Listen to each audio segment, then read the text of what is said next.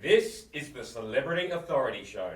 Please welcome your host, Sam Cawthorn! Hey, well, welcome here to another great show, and I'm super excited today because we have Dianne McCabe here in the studio. Dianne, welcome to the show. Good to be here, Sam. Now, Dianne, you're an expert in conscious change and specifically around taking people on a happy path. Tell us a little bit more about what exactly is conscious change? So conscious change is when you're very mindful about the change you want to bring about, particularly in corporate organizations. So where I specialize is I work with leaders and organizations to affect change. Yeah, and that's great. And look, change is such a relevant topic right now, and I really delve deep into this. But before we do that, tell us a little bit more about who you are, what you do. I mean, clearly I can hear an accent yes, there. Yeah. What's your story? So I raised in Ireland in a tiny little village of 300 people and 7 pubs. So that kind of sets the scene. Typical Ireland. Exactly. Studied analytical chemistry in college. Had to do a career change when I came to Australia because I got very ill from the chemicals I was dealing with.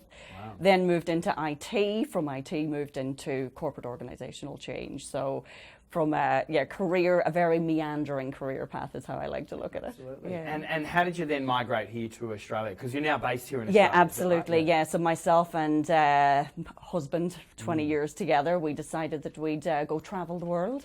He wanted to go to the States. I wanted to come to Australia. I won. You won, yay. We arrived in Australia and fell in love with it. Absolutely fell in love with it. So we travel now from Australia, but Australia is home for us, Sydney.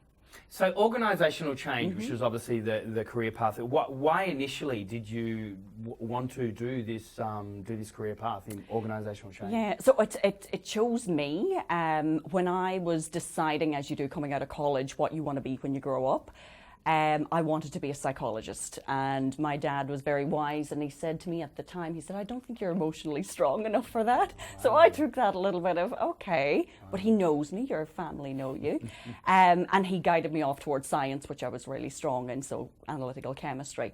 But that people element throughout my entire career and just how I show up as a person, it's all about people. That's how I show up every day. It's, you look in technology, it's people, process and technology.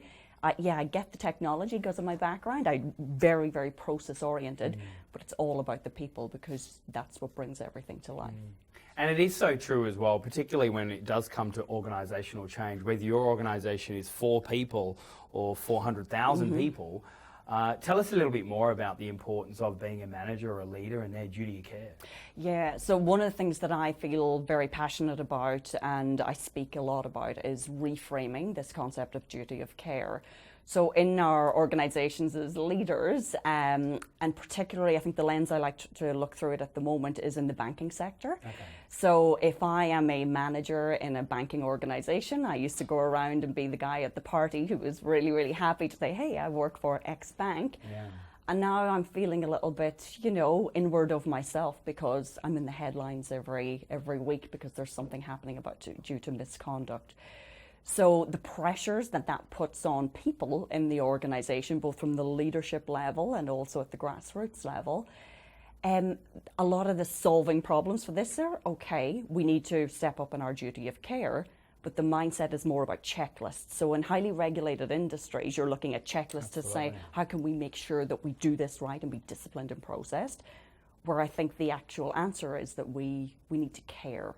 So we need to go from something we do as in checklist to something that we feel as people from a human-to-human connection. And how do we do that? Because in most cases, there are so many, even specifically in that industry, but also I think particularly in the top tier end of town, we're so data-driven, we're so analytical-driven, but this duty of care, it's easier said than done, yeah? So how do we go back to people industry? Yeah.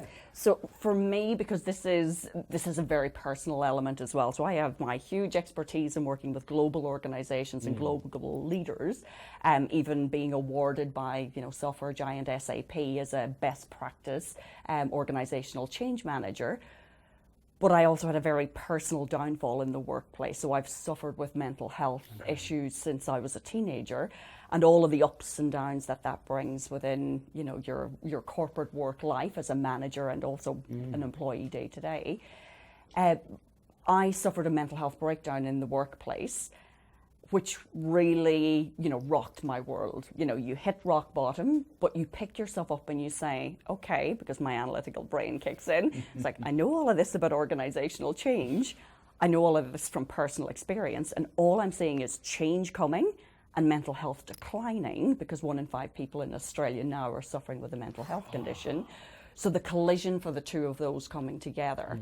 And a lot of organizations are seeing this as a really complex problem, but there is I think, a simple solution or simple strategies for that. And that's so what is the simple strategy? Tell me, I need to know more. It's personal and professional learning. So so it's a 3-step guiding principles for a mentally healthy workplace.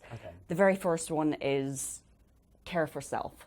So in this framework of duty of care, my care for self is my responsibility. Nobody else can do that for me. I need to step up to do that. So if I'm not feeling good in the workplace, I need to talk to someone about that. I need to raise my hand and say, I'm not doing so good. Your responsibility. My responsibility. The second guiding principle is that as a person in an organization, I have a duty of care to the people around me. As a leader in the organization, I have a duty of care to the organization. But as a colleague, I have a duty of care to you. How are you going, mate? Absolutely. And the third guiding principle is where the magic happens and it comes together. It's courageous conversations.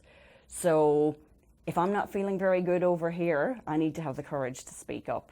If you've looked over at me, you're mindful of how I'm going, haven't been out for lunch, missed a couple of days off work, you need to have the courage to have a conversation with me. And having those courageous conversations together is what moves us forward. Wow. So, look, I could be talking about this for hours because it's so relevant. And even how can we find this courage from within, which I'm really curious about, which I'm sure if you go and work with Dianne, she'll be able to teach you that. So, Dianne, look, I'm really also keen to find out more. How do you recharge yourself now? Yes, you've had some tough times in your past, but how do you wake up so amazing each and every day? What do you do for you? Very simple things. Because I work a lot with people, I do a lot that's very introverted for myself. That's how I recharge. So walking in nature is my number one thing. Yeah, so get out to the ocean every day. Have to do that every day. Gratitudes and appreciation. So, and it's the appreciation thing on this as well. So every evening I have a journal. I write 3 gratitudes for things that I'm grateful for, but appreciations are things that I appreciate about me. So you recognize that every day. And it's just being around friends and family, having creative outlets. They're my absolute self-care plan. Dianne, it's been a joy to have you here on the show, and thank you so much for coming along. But look, just before you come along, we have this little thing at the end of all of our interviews where it's a challenge. 10 questions in 10-second challenge. Bring it on. So, Dianne McCabe, do we accept it? We accept it. All right, Dianne, your time starts now. Favourite colour? Green. Favourite food? Fettuccine Boscaiola. Oh, lovely. Favourite celebrity? Brene Brown. Oh, she's amazing. Favourite actor? Sean Connery. Oh, yes, of course. Favourite professional speaker? Sam Cawthorn. Thank you. Favourite book? Favourite book, The 7 Habits of Highly Effective People. Oh, good. It's an oldie but a goodie. Favourite movie? The Matrix. The Matrix. Yeah. It's a great movie. Favourite city? Budapest. Yeah. Favourite drink?